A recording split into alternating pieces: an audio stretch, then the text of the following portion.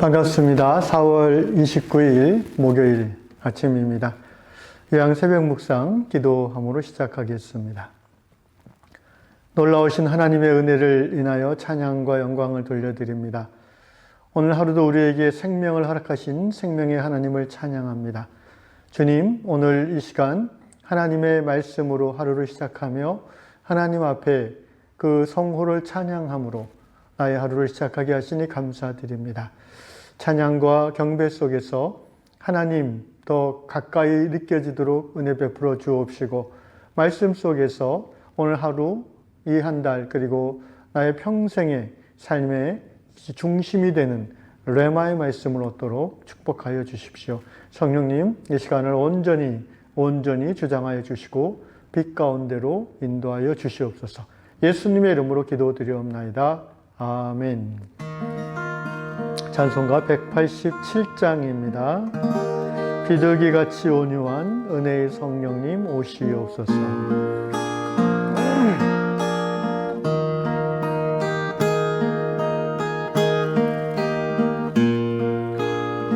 비둘기같이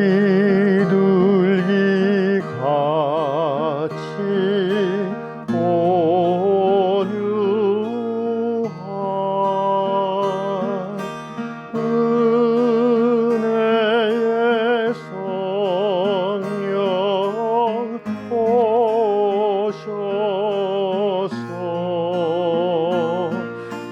거친 마음 만지사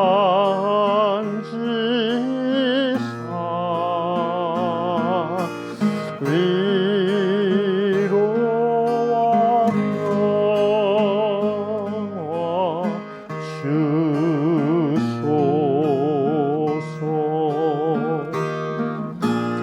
진리의 빛을 비추사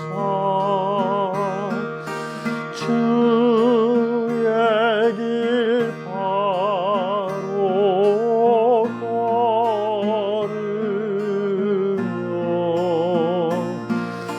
주님을 옆에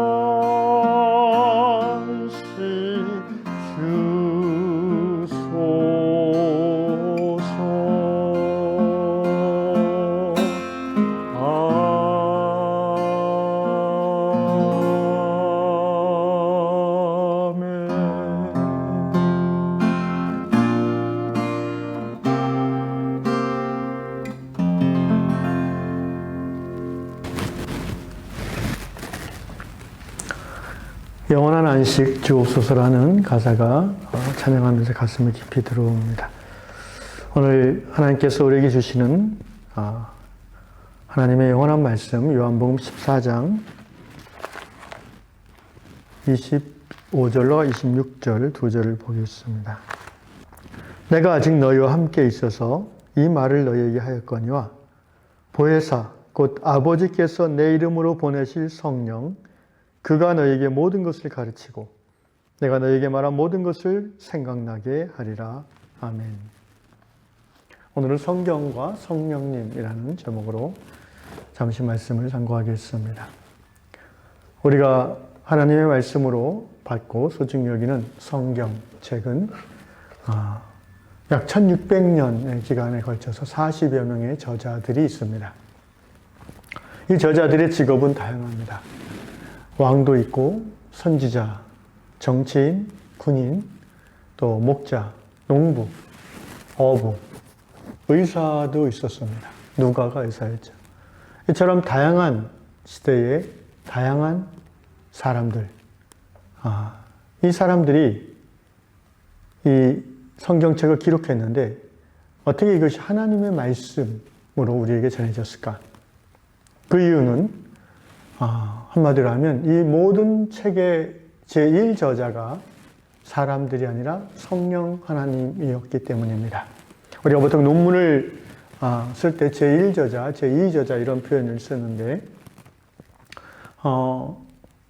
이 다양한 시대에 다양한 문화 속에서 다양한 직업을 가졌던 이 40여 명의 하나님의 사람들은 공통점이 있었는데 그것은 바로 하나님을 경외하는 사람들이었고 하나님의 신이 그들에게 감동해 주는 사람이었다는 것입니다.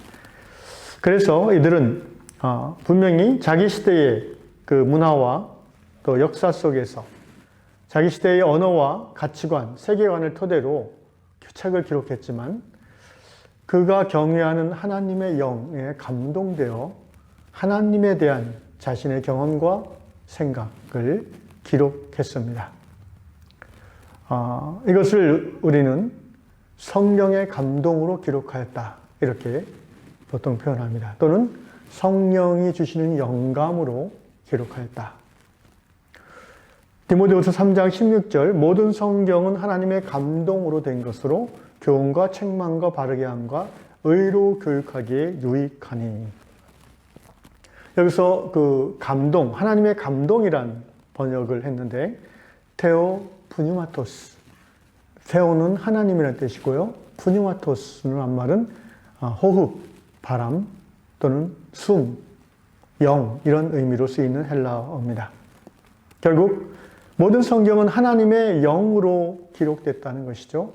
하나님의 호흡으로 기록되었다는 것입니다.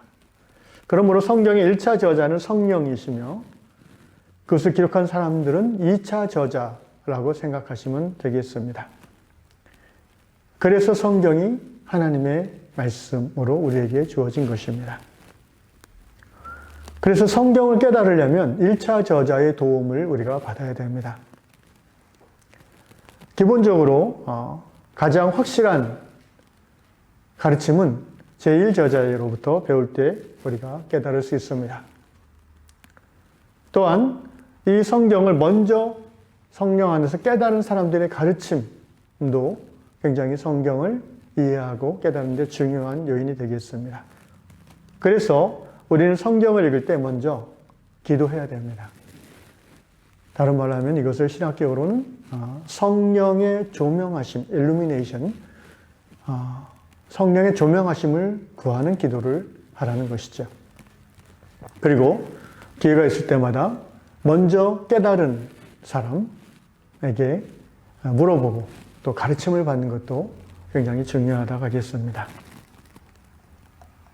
오늘 본문에서 예수께서는 예수님의 제자들이 진리를 배우는 데 있어서 중요한 변화가 있을 것을 말씀하십니다. 어떤 변화인가 하면 지금까지 제자들은 예수님으로부터 직접 말씀을 들으며 배웠습니다. 25절에 내가 아직 너희와 함께 있어서 이 말을 너희에게 하였거니와. 이제 예수님께서는 십자가에서 조만간 죽음을 당하시고 그리고 부활 승천하실 것입니다. 예수님께서 제자들을 떠나 하나님 아버지께로 돌아간다는 것입니다. 이제 제자들은 더 이상 예수님부터 직접 가르침, 소위 저자직강을 들을 수가 없게 됐습니다.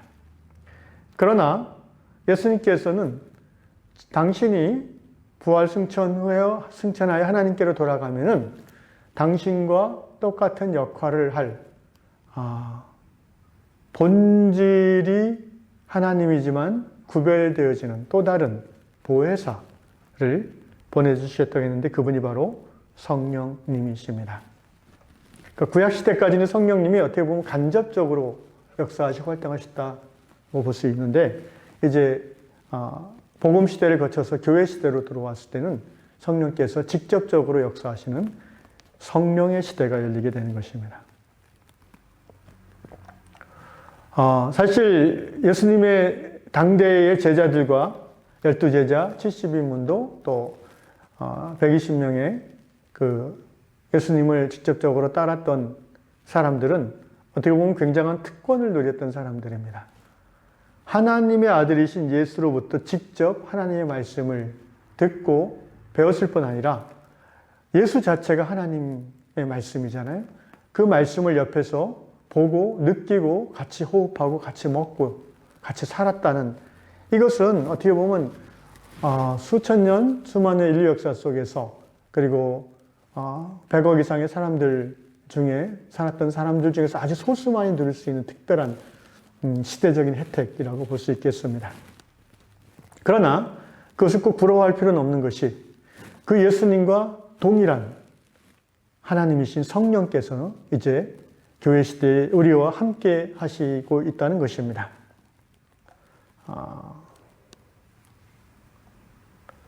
예수님께 직접 저자직강으로 함께 생활하면서 말씀을 배웠지만 근데 우리가 복음서를 읽어보면 이 예수님의 제자들이 별로 신통치 않았던 것을 알아챌 수 있습니다. 무슨 말이냐면은 들어도 잘 이해를 못했다는 거예요. 심지어는 듣고도 쉽게 까먹었습니다.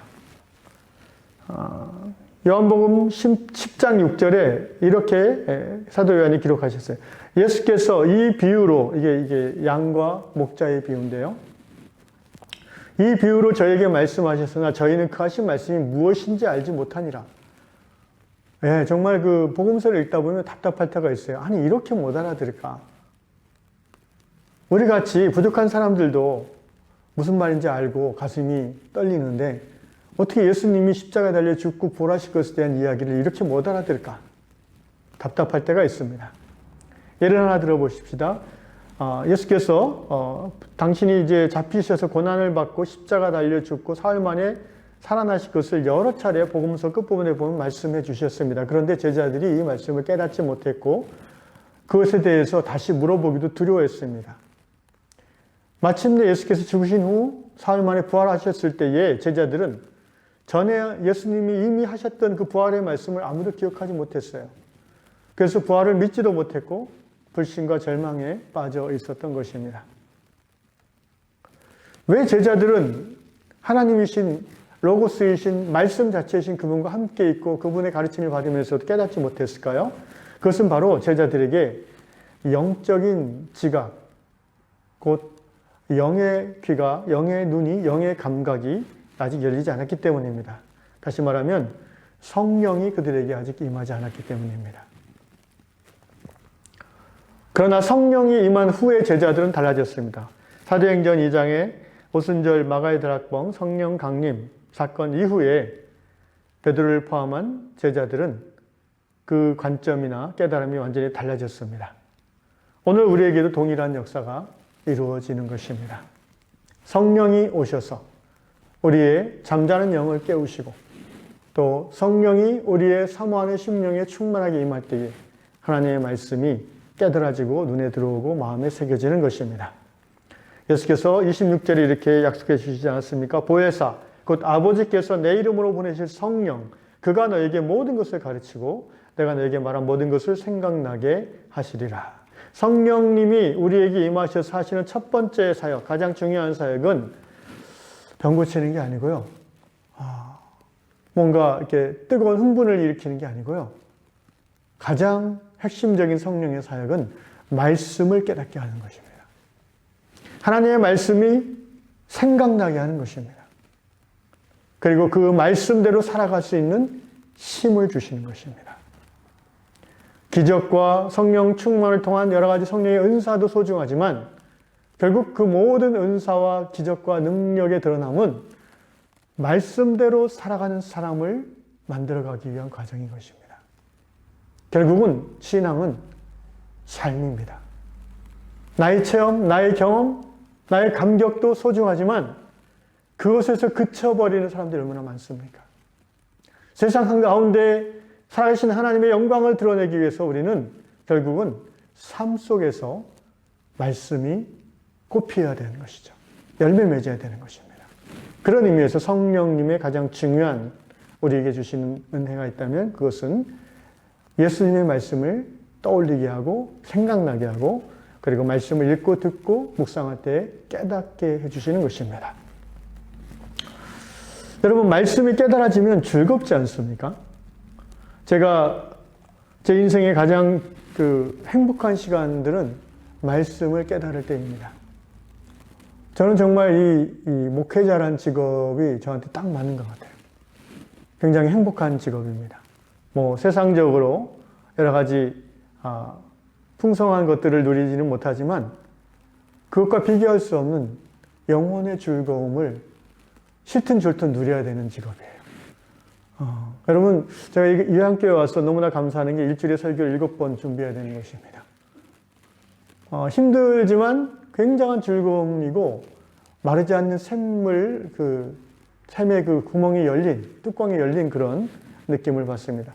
제가 개척교회 섬길 때는 설교를 일주일에 이렇게 많이 할 때는 7, 8번, 10번도 했는데 성경 공부도 가르치고 근데 실제 어떤 설교를 준비하는 것은 한 2개 정도 준비해서 그 설교하는 예배 드리는 그 회사마다 다 다른 설교를 할 필요는 없잖아요. 그래서 그 2개 정도를 가지고 교회에서 설교하고 또 이제 회사에 가서 예배 인도하면서 설교하고 그랬습니다. 물론 이제 원고를 보고 하는 그런 스타일이 아니었기 때문에 대상에 따라서 본문 주제는 같지만 적용점은 조금씩 달라질 수 있었고 그 부분도 특별히 성령의 인도하심을 많이 의지해야 됐었습니다. 찬양 인도도 많이 했었는데 따로 준비하지는 않았습니다. 그냥 주로 이동하는 중에 왜냐하면 바쁠 때는 일주일에 예배 한 7, 8번, 찬양 인도 한 3, 4번, 성경 공부 2, 3개 이렇게 1:1 양육도 이렇게 하고 이래야 되니까 따로 준비할 시간이 많지 않았어요. 그럼에도 불구하고 제가 이렇게 지쳤다라는 느낌을 별로 받지 못했습니다. 왜냐하면 말씀을 묵상할 때 주는 그 즐거움이 제 삶을 굉장히 회복시키기 때문입니다. 말씀을 정리하겠습니다. 성경은 하나님의 말씀입니다. 그리고 그 성경을 우리가 읽고 깨닫고 나의 삶으로 붙잡기 위해서는 성령의 조명하심이 반드시 필요합니다. 왜냐하면 성경은 성령의 감동으로 기록되었기 때문입니다. 장로교 신학의 테드윈 칼빈, 존 칼뱅은 이렇게 얘기했습니다. 성령의 조명하심이란 이런 것입니다. 우리가 한번 성령에 이끌려 하나님 말씀 앞으로 나아가게 되면 우리의 지성과 마음이 전에는 전혀 깨닫지 못했던 하나님의 비밀한 일을 깨닫게 되고 그 말씀을 기뻐할 수 있는 높은 경지로 고양되어집니다. 그래서 날카로운 안목을 가지고 이전에는 보려고 해도 보여지지 않았던 것들이 훤히 들여다볼 수 있게 됩니다. 이것이 바로 성령의 조명하심입니다. 사랑하는 형제자매 여러분, 성령을 받으셨습니까? 성경을 읽고 묵상하면서 마치 캄캄한 어둠 가운데 빛이 임하는 그 경험을 해보셨습니까? 그 경험이 없다면 여러분은 오늘 아침에 그 경험을 구해야 되겠습니다. 주일에 목사님의 설교를 들으면서 마음에 감동이 있고 기쁨이 있으셨습니까? 그것이 그 목사님의 어떤 개인적인 경험이나 간증을 듣고 마음이 뜨거워졌던 것과는 좀 구별되어야 됩니다. 그 목사님이 그 성경 말씀을 풀어서 설명해 줄 때 가슴이 뜨거워지는 경험이 있었다면 성령께서 역사하시는 것입니다. 제 생각에 이 새벽에 이 말씀을 듣는 여러분은 성령을 받으신 분들입니다. 왜냐하면 이렇게 따로 뭐 예화도 없고 우스운 얘기도 하나도 안 하는데 이 아침에 집중해서 지금 이 설교를 듣고 있으시다는 것을 보니까 여러분이 성령을 받은 분임이 분명합니다. 성령께서 여러분과 함께 하심으로 이 말씀이 지금 여러분의 귀에 들어가고 있는 줄로 믿습니다. 그러므로 이제 우리가 어떻게 하면은 진리의 말씀 성경을 묵상하면서 성령의 깨닫게 하심을 깊이 있게 누릴 수 있을까? 첫째, 말씀을 사모해야 됩니다. 당연합니다. 갓난 아기들 같이 순전하고 신령한 젖을 사모하라고 성경은 권면합니다. 젖이 뭡니까? 말씀입니다. 성경에서 하나님 말씀, 성경 말씀을 젖으로 또 떡으로, 음식으로 비유합니다. 갓난 아기들이 여러분 배고플 때 막 울어제끼다가 엄마 젖을 딱 입에 물면은 금방 집중해서 막 빨아대잖아요. 그 빨아대는 그 집중력. 여러분 우리가 하나님의 말씀을 그렇게 빨아들일 정도로 사모해야 하면은 분명히 성령의 깨닫게 하심을 얻을 것입니다. 말씀을 묵상할 때나 말씀을 들을 때나 특별히 예배 가운데 설교를 들을 때에 정말 그 갓난 아기가 젖을 사모하는 그 갈망을 가지고 오롯이 집중해 보십시오. 하나님의 은혜가 여러분에게 크게 임할 줄로 믿습니다. 두 번째, 우리가 성령의 깨닫게 하심, 말씀을 깨닫게 하심을 깊이 있게 누리려면 말씀을 배우고 또 배운 말씀을 나누는 일에 힘써야 됩니다. 성경은 우리가 성령님께 기도하고 읽다 하더라도 모든 성경 말씀이 깨달아지는 것은 아닙니다. 그것은 아직 우리가 이해할 수 없지만 성령께서 또는 하나님께서 이 사람이 그 말씀을 아직 깨달을 때가 안 됐다고 생각해서 조명해 주시지 않을 때도 있고 또는 더 적절한 때에 하나님의 때에 깨닫게 해주시려고 유보하실 때도 있다는 것입니다. 또는 아직도 그 말씀을 깨달을 만한 성경의 기초가 쌓여지지 않았기 때문에 깨달아지게 하지 않을 수도 있습니다. 그래서 우리는 성경을 배우는 것에 굉장히 관심을 가져야 됩니다. 공부해야 됩니다. 저는 공부가 취미가 아니라서요 라고 생각하시는 분이 있다 할지라도 하나님 말씀을 공부해야 됩니다. 뭐 성적을 매기고 등급을 받는 공부가 아니라 여러분의 영혼이 잘 되기 위하여 성경을 공부해야 됩니다. 저는 성경을 가르치기를 즐겨하는 목사입니다. 바이블 스터디를 할 때면 저는 굉장히 흥분하고 재미있습니다. 제가 언제 한번 말씀드렸죠. 성경 공부 시간에 이 질문하는 학생을 저는 너무나 좋아합니다. 왜냐하면 질문한다는 것은요. 말씀이 깨달아지기 시작했다는 거예요. 궁금함.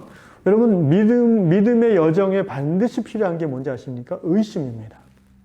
의심하는. 내가 스스로 의심한다는 것은 스스로 생각하기 시작했다는 거예요. 그게 믿음의 진정한 토대가 될 수 있습니다. 성경 공부를 할 때도 이해가 되지 않는데도 그냥 부끄러워서 질문하지 않는다든지 또는 이해되지 않아도 아는 척하는 것은 바람직한 자세가 될 수 없습니다. 더 나아가서 우리가 성경을 공부한 다음에 깨달은 다음에 그것들을 자꾸 이렇게 나눠 버릇해야 됩니다. 여러분 그 주일학교 선생님을 해보신 분들은 다 동일한 공감을 하실 터인데 아이들에게 성경 말씀을 가르치다 보니까 자기가 더 많이 배우더라 이런 고백을 많이 합니다. 저에게도 그런 경험이 있습니다. 제가 대학생 때 중학교 아이들을 이제 공과 공부를 주일학교 교사로 지도했었는데 15분 공과 공부하는데 한 2시간 공부했던 기억이 납니다. 왜냐하면 제 스타일이 내가 이해가 안 가면 이렇게 말을 못하는 스타일이기 때문에 이해하려고 최대한 이렇게 노력을 하고 그래서 열심히 성경을 그때 공부했고 여러 가지 책을 찾아봤던 기억이 나는데 결국은 가르치면서 배우는 거죠. 이런 의미에서 여러분이 신학 공부를 따로 안 했다 할지라도 상관없습니다. 교회 안에서 이제 성경 공부 소그룹이라든가 구역이 형성되면은 저와 함께 먼저 공부하고 나서 그것들을 여러분이 깨달은 만큼만 쉐어링하는 그런 작업이 꼭 필요합니다. 결국은 말씀 사역을 동참하는 것이죠. 말씀을 배우고 익히는 단계에서 한 걸음 더 나아가서 그 말씀을 가르치는 일에 동참하는 그런 사역을 하는 가운데에 말씀이 더 깊이 깨달아지고 은혜를 받는 것입니다. 마지막으로 우리가 성령의 말씀의 조명하심을 깊이 경험하려면 깨달아진 말씀에 순종해야 됩니다. 말씀을 머리로만 이해하고 있는 것은 우리의 삶의 변화를 일으키기에는 부족합니다. 그리고 놀라운 것은 내가 그 말씀을 실천하고 깨달을 때에 그 말씀에 대한 깨달음이, 말씀을 실천할 때 그 말씀에 대한 깨달음이 한 단계 더 깊어집니다. 이것이 성경 말씀의 오묘한 점입니다. 내가 그 말씀을 몸에 아예, 그러니까 입에만 붙이는 게 아니라 손발에 붙였을 때에 그 말씀이 나의 삶이 될 때에 그 말씀에 대한 한 단계 더 깊은 깨달음이 주어지는 것입니다. 오늘 새벽에 이 요한복음 14장 25절 26절 말씀을 통해서 성경과 성령님의 어떻게 상호 관계를 하시는지를 우리가 배웠습니다. 이 새벽에 여러분 기도하십시오. 성령의 조명하심을 구하십시오. 그리고 오늘 이 요한복음 14장 25절 26절 말씀을 다시 한번 묵상하시고 여러 번 읽으시고 이 말씀을 가지고 성령의 인도하신 가운데 여러분 삶을, 오늘 하루의 삶을 위해서 또 가정과 교회를 위해서 기도하시는 여러분 되시기를 축원합니다. 기도하겠습니다. 성령님, 간절히 구하오니 이 아침 이 말씀을 듣고 마음에 감동을 주시기를 기도합니다. 또한 감동을 받은 성도들에게 성령님 다시 임하여 주셔서 이 말씀이 그들의 머리에서 가슴으로 내려가고 또 이 말씀이 가슴에서 손과 발로 내려가기까지 주여 은혜를 더하여 주시옵소서. 그리고 우리 위안 공동체 안에 정말 하나님의 때에 아름다운 바이블 스터디 모임이 시작되게 하시고 그리고 모든 유형의 성도들이 남녀노소를 불문하고 하나님 말씀을 기쁘고 즐겁게 배우는 그 거룩한 영적 분위기가 고양되어지는 그때가 속히 오게 하여 주시옵소서. 예수님의 이름으로 기도합니다. 아멘. 하늘에 계신 우리 아버지, 아버지의 이름을 거룩하게 하시며 아버지의 나라가 오게 하시며 아버지의 뜻이 하늘에서 같이 땅에서도 이루어지게 하소서. 오늘 우리에게 일용할 양식을 주시고 우리가 우리에게 잘못한 사람을 용서해 준 것 같이 우리 죄를 용서해 주시고 우리를 시험에 빠지지 않게 하시고 악에서 구하소서. 나라와 권능과 영광이 영원히 아버지의 것입니다. 아멘.